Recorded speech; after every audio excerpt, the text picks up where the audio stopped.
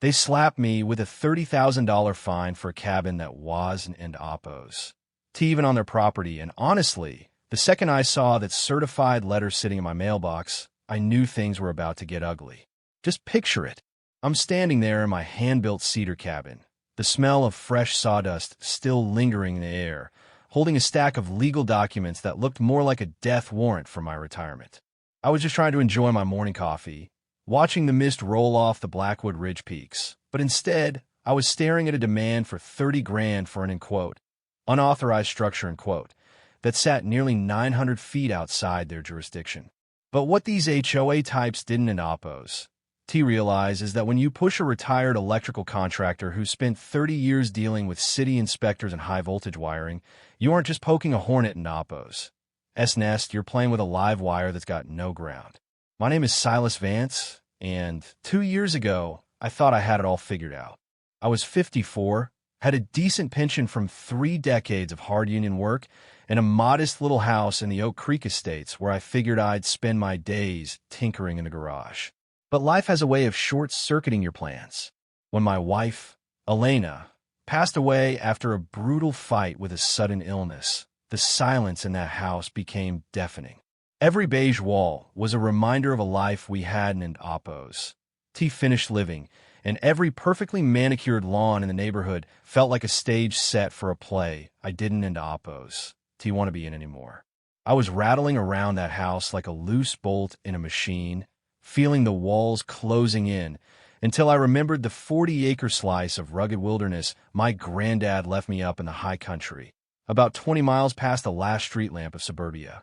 It was a place where the air tasted like pine, and the only thing you heard at night was the wind through the brush. The transition was supposed to be my therapy. I started spending my weekends up there, clearing brush and hauling lumber, feeling the physical labor wash away some of the grief. I wasn't in Oppos, building a mansion, just a small 600-square-foot cabin where a man could breathe. Now, 30 years in the trades teaches you one thing above all else. You never, ever cut corners on paperwork. I'd seen too many guys lose their shirts building without a permit, so I marched my happy self right down to the county office and filed everything: structural, electrical, septic, the whole 9 yards. I had those bright orange permit placards nailed to a pine tree before I even broke ground, feeling proud that my little slice of heaven was as legal as a Sunday sermon. That's when I met Beatrice Sterling. Beatrice is the kind of woman who doesn't end Oppos. Just walk, she patrols, usually wearing a designer pantsuit that looks like it's been starched into a suit of armor. She'd been the president of the Oak Creek HOA for a decade, and in her mind, she wasn't in Oppos. Just a neighbor. She was the sheriff, the judge, and the high priestess of property values.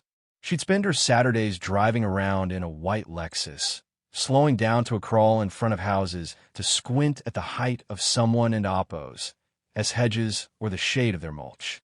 I'd seen her get out with a literal yardstick to measure a neighbor in Oppos, as lawn decorations. It was pathological, really a desperate need for control masked as in quote, community standards, end quote. The first time she showed up on my property, I was halfway up a ladder, hammering in the final trim on a window frame. I heard the crunch of gravel and looked down to see that Lexus parked right at the edge of the dirt road. She stepped out, her high heels immediately sinking into the mud, and she looked at my cabin like it was a pile of trash I'd dumped in her living room. She called out in this honey-coated voice that felt like a razor blade hidden in a marshmallow, asking if I'd, end quote, cleared this little project with the architectural committee, end quote. I just pointed at the orange permits on the tree and told her the county was happy as a clam. She didn't end Oppos, like that. Her smile didn't end Oppos. Just fade, it curdled. She told me, end quote, Silas, county permits are for the commoners, but Oak Creek members have higher standards to uphold, end quote. I just laughed, told her she was a long way from her jurisdiction, and went back to work, thinking that would be the end of it. 2 weeks later, the letter arrived. $30,000. The language in the letter was clinical, cold, and utterly delusional, claiming that because my property shared a common access road with the estate, it fell under their, end quote, extended environmental oversight, end quote. It was a bold-faced lie, a reach so desperate It would have been funny if it weren't an Oppos. Tea so dangerous. I sat on my porch that evening, the coffee cold in my hand, reading the words and quote, flagrant violation of covenant aesthetics and quote, over and over again. Beatrice wasn't into Oppos. Tea just trying to find me. She was trying to break me. She saw a blue-collar guy doing something on his own terms. And to a woman like her, that was a threat to the very order of the universe. I tried to be the bigger man. I called her the next morning, hoping a little common sense would clear the air. When she answered, I could hear her shuffling papers, probably looking for a reason to find someone for their mailbox color. I told her in quote, Beatrice, they're in Oppos. That's been a mistake. My land is nearly 1,000 feet past the HOA boundary signs. The survey is clear. End quote. There was this long, heavy silence, the kind of pause you get right before a storm breaks. Then she said, in quote, Silas, dear, our legal counsel has determined that the visual impact of your structure affects the prestige of our entire corridor. The fine stands, and it will accrue daily interest until that cabin is removed. End quote. And then she hung up. Just like that. No room for debate, no interest in the truth, just a queen issuing a decree from her Lexus throne. Over the next month, Beatrice turned our quiet corner of the world into a battleground. She launched a full-scale psychological operation. I started getting complaints from the county code enforcement, frivolous stuff, claiming I was running an illegal short-term rental or dumping gray water into the creek. Every time an inspector showed up, they'd look at my permits, look at my clean site, and apologize for wasting my time, but the stress was starting to eat at me. Then came the whisper campaign. I'd walk into the local hardware store and see neighbors who used to grab a beer with me suddenly finding their shoelaces incredibly interesting. I heard one of them murmur in the checkout line about how, in quote, it was a shame Silas lost his mind after Elena passed, end quote, as if my grief made me a criminal for wanting to build a cabin. But the real turning point, the moment I knew I was going to burn her world down, was when Beatrice showed up at my front door with a clipboard and a lawyer who looked like he'd been grown in a lab for the sole purpose of suing people. This guy, a shark named Richard Vance, no relation, thank God, handed me a cease and desist order that was thick enough to be a novel. He started droning on about, in quote, community harmony, in quote, and in quote, equitable enforcement, in quote, while Beatrice stood behind him, taking photos of my old truck in the driveway.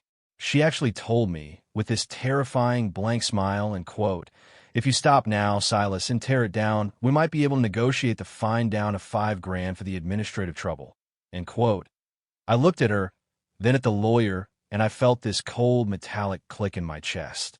It was the feeling of a man who realized he wasn't into Oppos. He being asked to follow rules. He was being extorted by a neighborhood mob boss.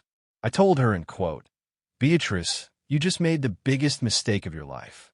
You think I'm just some tired old man? I've been reading blueprints since you were in charm school. I'm going to find out where every penny of our dues goes, and when I'm done, you're going to wish you'd stayed in your Lexus, end quote. I spent the next 3 days at the county courthouse, living on black coffee in spite. I wasn't into Oppos, just looking at my property lines anymore. I was looking at the HOA's soul. I dug through 10 years of public filings, tax records, and vendor contracts. And that's when the smell of something rotten started wafting off the pages. Oak Creek Estates collected nearly $200,000 a year in dues, but their, in quote, maintenance, in quote, costs were astronomical. I found a company called, in quote, Summit Property Management, in quote, that was being paid $60,000 a year for, in quote, consulting services, in quote. But when I looked up their business registration, the address was a P.O. box that traced back to a holding company, which traced back to, you guessed it, Beatrice Sterling's sister-in-law. But I wasn't into Oppos, the only one she'd been squeezing. I started knocking on doors, and the stories I heard would make your blood boil. There was Martha, an 80-year-old widow who'd been fined $1,500 because her roses were the, end quote, wrong shade of pink, end quote. There was Ben, who'd been forced to tear down a handicap ramp he'd built for his daughter because it, end quote, cluttered the architectural silhouette, end quote, of the street. Beatrice had turned the HOA into a personal piggy bank, using legal intimidation to keep everyone quiet while she funneled money into her own pockets through these fake management contracts. The explosion happened at the annual community meeting. The room was packed, the air thick with tension and the smell of cheap community center coffee. Beatrice was at the podium, looking regal in navy blue, ready to push through special assessment fee to cover her rising legal costs, which was really just her asking the neighbors to pay for a fight against me. She started her speech by calling me a disruptive element who was threatening the very fabric of our sanctuary. I didn't oppose. Wait for her to finish. I stood up with a stack of foam boards and a projector I'd borrowed from the library. I showed the aerial maps first, the ones that proved, beyond a shadow of a doubt, that my cabin was nearly 1,000 feet outside her reach. The room started buzzing. Then I showed the contracts. I showed the wire transfers to her sister-in-law's shell company. I showed the photos of the repairs we'd supposedly paid for that were never actually done. Beatrice's face went from pale to a sickly neon green. She tried to gavel me down, screaming about order and confidentiality but the dam had already burst. Martha stood up and yelled, where's my $1,500, Beatrice? Ben stood up and asked why the community pool hadn't oppos. Been painted in 5 years despite the maintenance fees. But the final blow didn't oppos. Come from me. It came from Mrs. Gable, the quietest woman in the neighborhood, who'd been the HOA secretary for 20 years. She walked up to the front, handed me a USB drive, and told the room, I've been keeping a second set of books because I was afraid of what she'd do to me, but I can't sleep at night anymore. That USB drive was the smoking gun. It contained emails, kickback schedules, and a literal spreadsheet of which neighbors were vulnerable enough to be targeted for bogus fines to meet monthly revenue goals. It was a criminal enterprise disguised as a suburban board. The police were called right there in the middle of the meeting. I'll never forget the sight of Beatrice being led out in handcuffs, her expensive heels clicking on the linoleum floor, her designer jacket rumpled as she screamed about betrayal. In the end, the HOA was dissolved and reorganized under a new board, one that actually cares about neighbors. The $30,000 fine was obviously thrown out, and the Summit Property Management fraud resulted in a federal investigation that clawed back nearly $500,000 in stolen funds. As for my cabin, it's finished now. I sit out there on the porch every evening, watching the sunset over the ridge, knowing that every nail I drove was worth it. I learned that a community is only as strong as the people willing to stand up for it. And sometimes, the best way to find peace is to start a war for what's right. But I have to wonder, how many of you are living under the thumb of a Beatrice Sterling right now? How many of you see something wrong in your own backyard, but are too afraid to speak up because of covenant or policy Is it ever really about property values? Or is it always about who holds the yardstick?